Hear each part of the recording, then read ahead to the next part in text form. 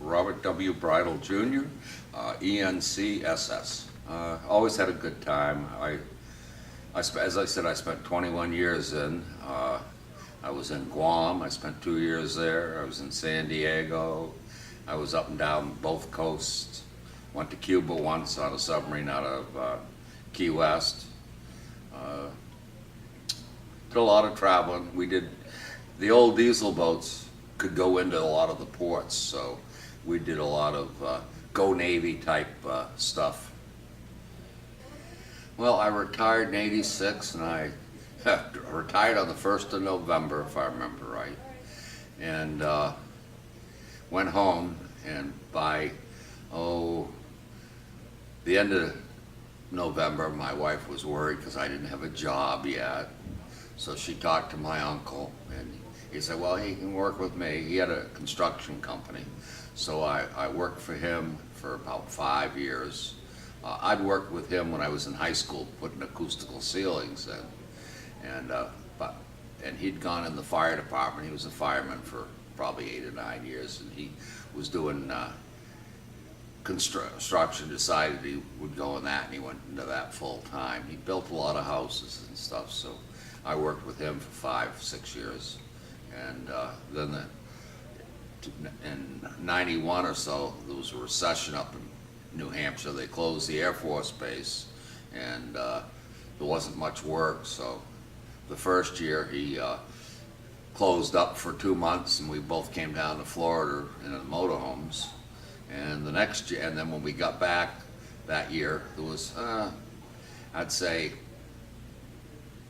5 or 6, maybe 8 weeks. We had full 40-hour weeks, but then it was, you know, if we had outside work and it was raining, then we might have 32 or 28. And then in the 1st of December, he ran out of work, so he came to Florida for 4 months.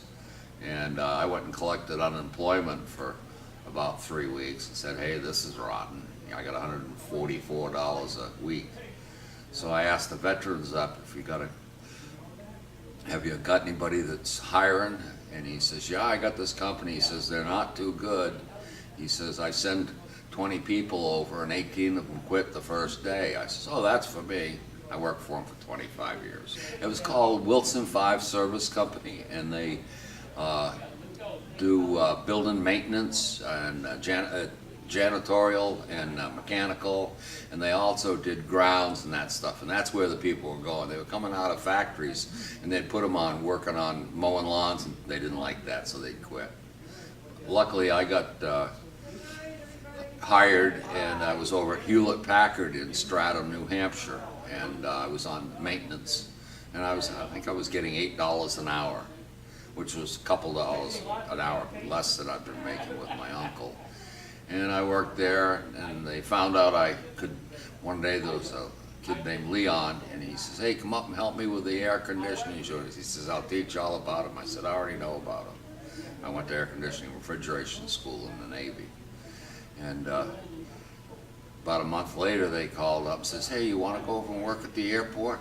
And I said, no, I like it here at Hewlett-Packard. They said $5.50 an hour or more. I says, where am I working? He says, at the National Passport Office. So I went over there and was working there, and then they built the National Visa Center, so I worked both the National Visa Center and the Passport Office for about 10 years.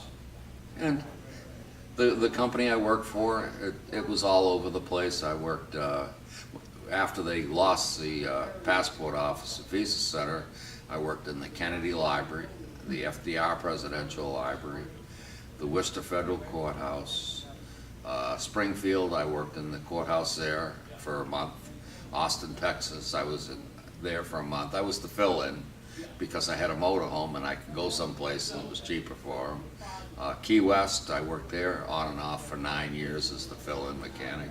Orlando, worked down there because after we got done with the passport, I had the motorhome, so I'd go down to Florida and work down there. And we did Sprint Nextel corporate offices all over the state.